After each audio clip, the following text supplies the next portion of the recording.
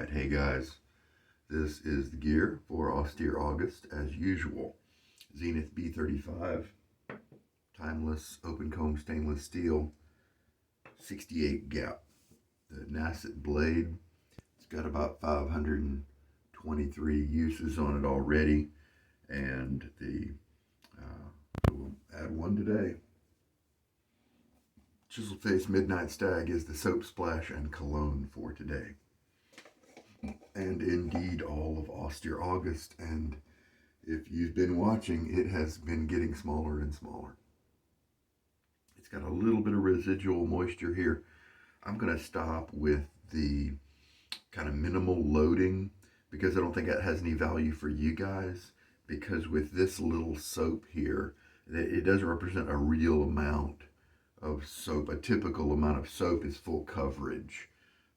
Now the lather method that I was using for the first half of the month and a lot of the month was the slurry lather method, and it left a lot of water in the soap, and that actually helped the soap here to give up itself into the brush because it left moisture behind. And so that may be a little side discovery of the slurry method. If you have a tub with the ring of death here and you find you have to load for a really long time because there's so little soap left, that maybe some kind of method that comes at it with a really wet brush might be helpful, because then you have to load less. Get my face wet. We're just going to try, let's load the razor first before my hands get weird.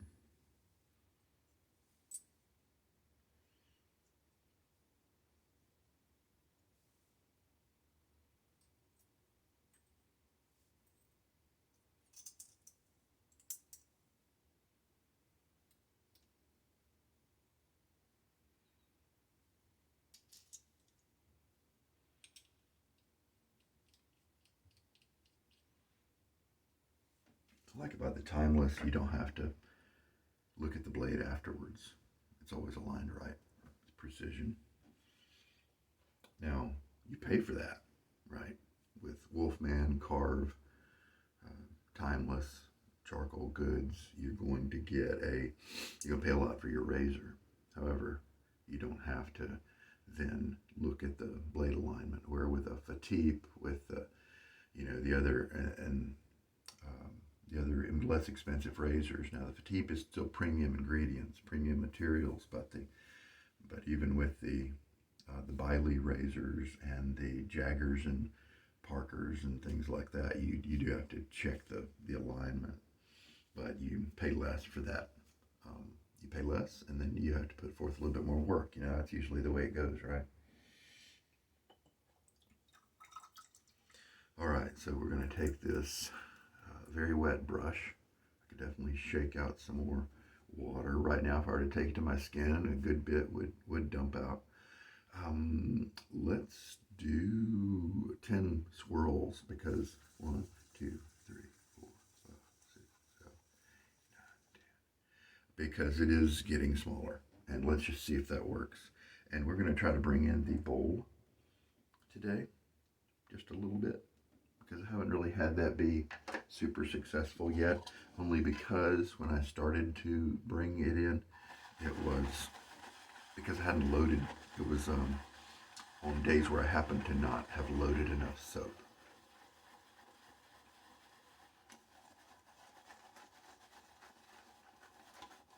And so in a sense, we're not even doing a slurry lather method today.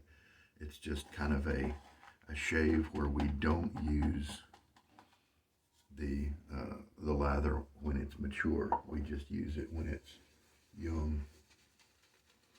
We do seem to prevent that flushing out of the water from the brush. So that's one positive thing.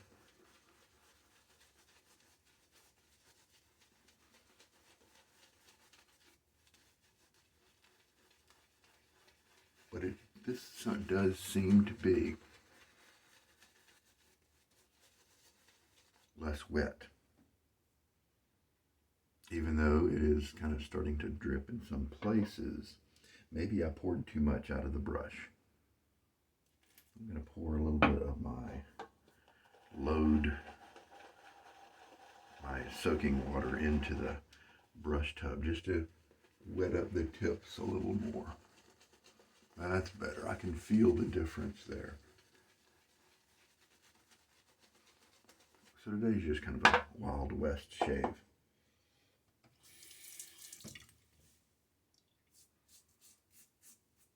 Oops, started cross grain for some reason there.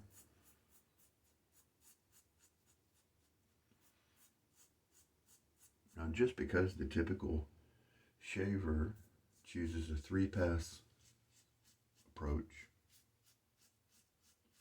doesn't mean you have to. Some people find the with the grain to be so easy that they skip it. They'll just do cross grain, then go right to against the grain, and maybe even only do 2 passes. You can play around with the different arrangements there, figure out what you like best. I like 3 passes because I enjoy the whole ritual, the whole use of the razor, the use of the brush, all that stuff.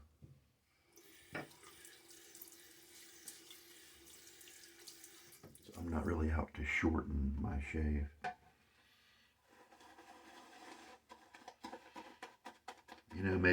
Maybe bringing in the bowl is okay. If I look in the bowl and I still kind of see that slurry developing.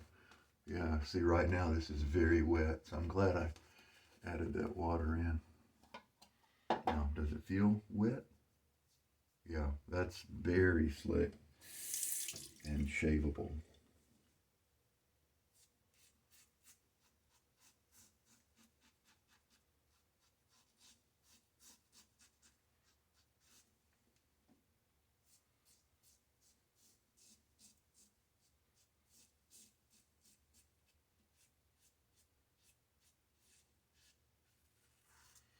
And normally if you have a young blade,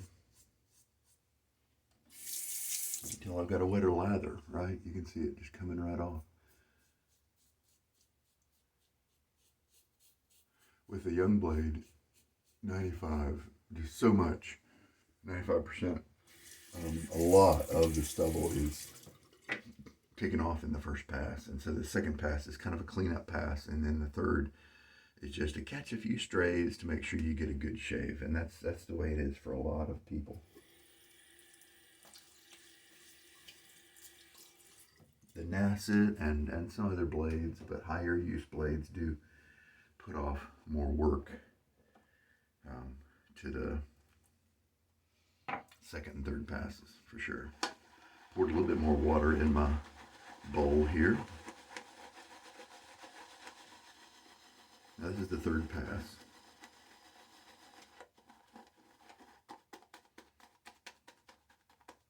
And so, yeah, very slick, very wet is what I meant to say.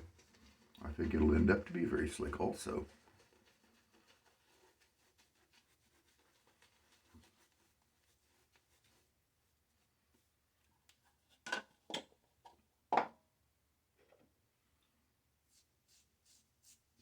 And now we get to a comfortable pass. Truly comfortable because so much of the stubble's gone.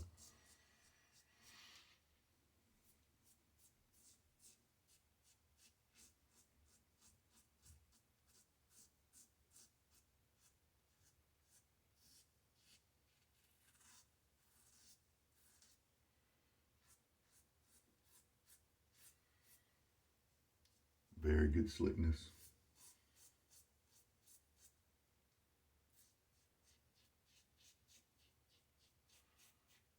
I think I mentioned it before, but yes, the scent is really kind of gone from the soap here.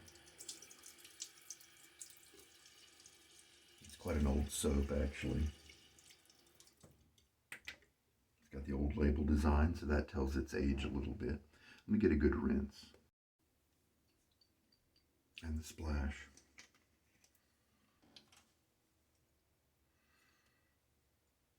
Hard to say. I think maybe the splash will last longer than the soap.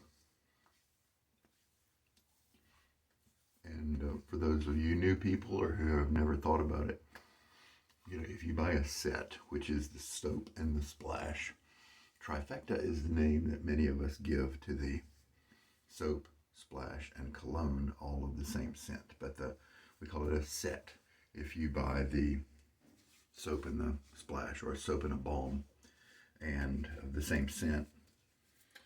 It's totally variable as to whether the splash will run out at the same time as the soap. It totally just depends on your usage. There are people out there that go both ways. Some will have the splash run out sooner, and some will have the soap run out sooner. So there's no formula about that, just FYI. Chiseled Face Midnight Stag Cologne.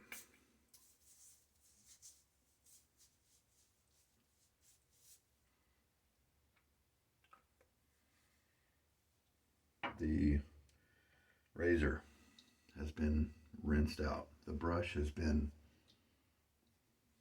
given a good rinse. Able to stand there and dry now. And that's the shave. Thank you so much for joining me. This is Sugar Daddy Shaves. All the best to you. Good night.